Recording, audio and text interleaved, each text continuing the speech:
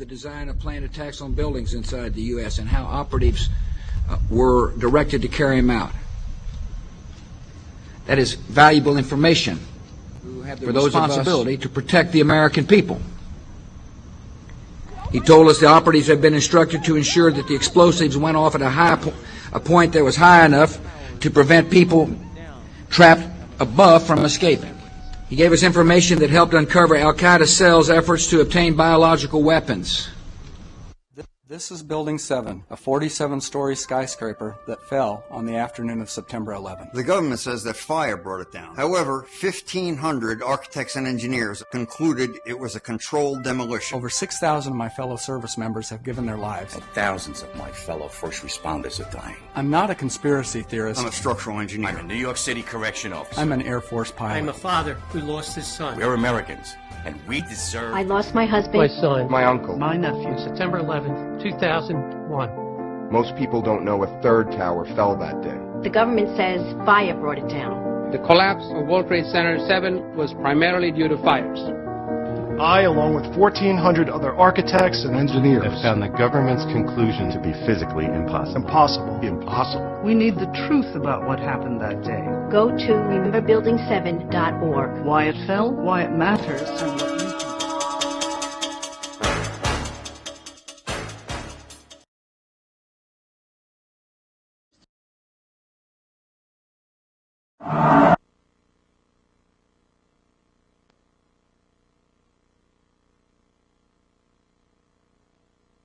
In the 1950s, a weapon was invented that has become more powerful than America's deadliest weapons of mass destruction.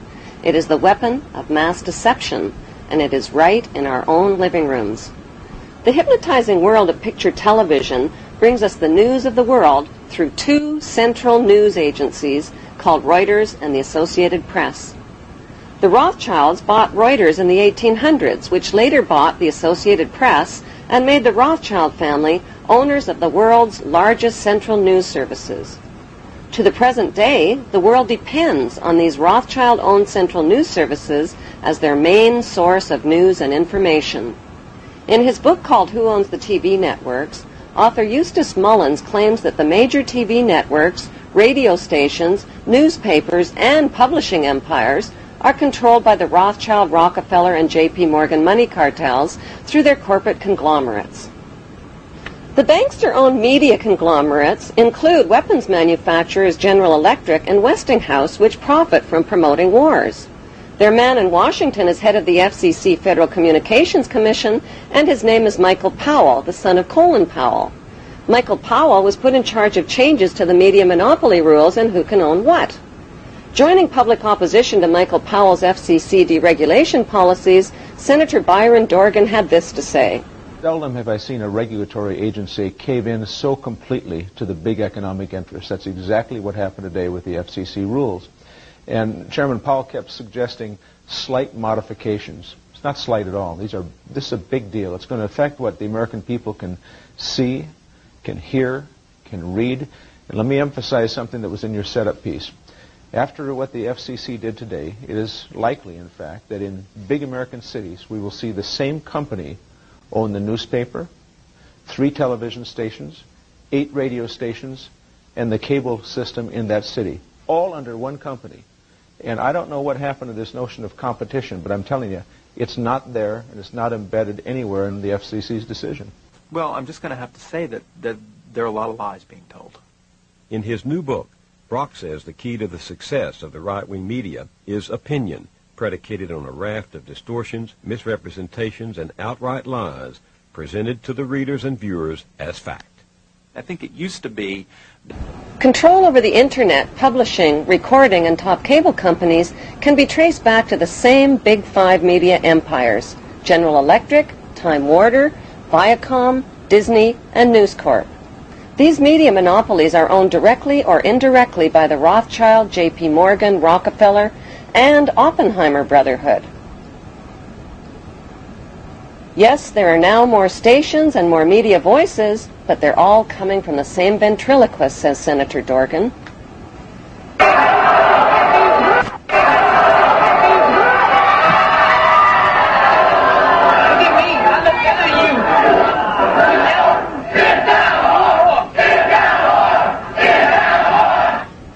TV show needs corporate sponsors, and corporate sponsors sponsor pro-business, pro-government programming, and journalists who support the agenda of the Big Five media owners. While 2/3 of the world goes hungry, these banksters offer gazillion-dollar sponsorships to sports athletes to play with their balls. Why? Because they keep the masses distracted from the important issues, like the passage of the Patriot Act to limit your civil rights and freedoms. The Patriot Act allows the government to come into your home, take things from your home, search your home, and never tell you about it. Increasingly, however, Americans are speaking out.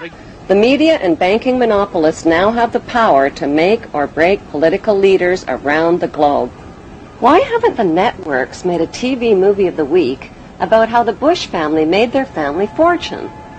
The movie could be called The Awful Truth, starring George W.'s great-grandfather, Samuel P. Bush, whose Buckeye Steel Castings Company supplies parts for Edward Harriman's railroads, who in turn provides rail shipments for John D. Rockefeller's Standard Oil, who in turn gets monopoly financing from the Rothschilds. The movie could be made into a TV series starring Samuel's son, Prescott Bush, as the managing director of a Nazi steel manufacturing plant in Poland called Silesian Consolidated Steel. In episode 1, Prescott Bush forwards American financing to his German partner Fritz Thyssen through the Union Banking Corporation in New York. Fritz Thyssen arranges a contract with Nazi Germany's IG Farben Company for free Jewish slave labor in Bush's steel manufacturing plant at the Auschwitz concentration camp. Episode 2 shows Skull and Bonesman Prescott Bush and Averell Harriman getting caught under Trading with the Enemy Act, as the U.S. government moves in and seizes all of their shares in Union Banking Corporation.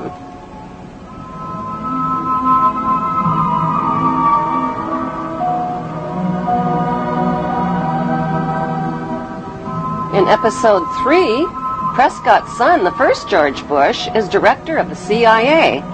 George puts drug king Manuel Noriega on the CIA payroll, allowing thousands of tons of cocaine to hit the streets of America via the Panama Canal.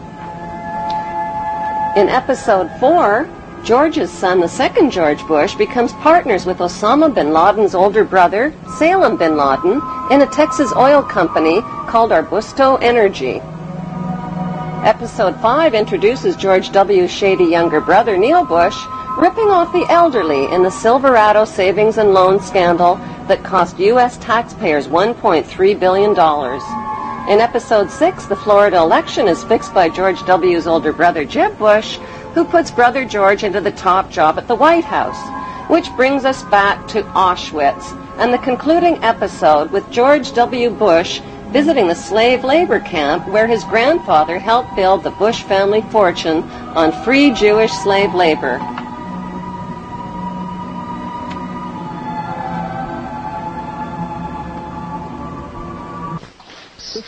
The sights are a sobering reminder of the power of evil and the need for people to resist evil.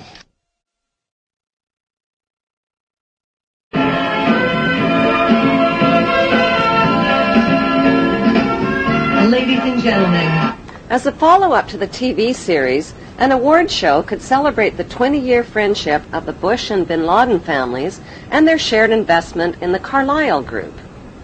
The Carlyle Group is one of America's largest weapons contractors. For the Bush and bin Laden families, war means profits, big profits. Although the media creates the illusion of freedom of the press, the dominant opinion and messages always serve the banksters' agenda. Messages like, support your troops or you're a traitor to America. But who are the troops? Many are teenagers whose childhood entertainment was shooting out the blood and guts of virtual people in places that are virtually real. Now they're blowing up real people in places that are really real, like schools, hospitals, and villages filled with families and children. Burns, open wounds, amputations, spinal cord injuries, broken bones, eyes that have been sprayed with shrapnel. The list is long and predictable. The chilling reality is that up to 15% of the tax money deducted from your paycheck each month buys the bombs and pays the salaries of troops to commit these atrocities. Rivers of blood from innocent families and their children is on everybody's hands. The plan for world domination by the banksters cannot be accomplished without your cooperation. That plan was formulated in 1773 at Mayor Rothschild's goldsmith shop by 13 influential German Jewish families. Among them were Rothschild, Oppenheimer, Warburg, and Schiff. Their formula for global control is the 3M formula: money control, media control, and military control. 2, 1, mark, and visual confirmation. Like changes to the rules that gave these families the media and money monopolies, new laws are being passed to transfer military control to them by privatizing the military. But if they're killing terrorists, who cares if they are government soldiers or corporate soldiers?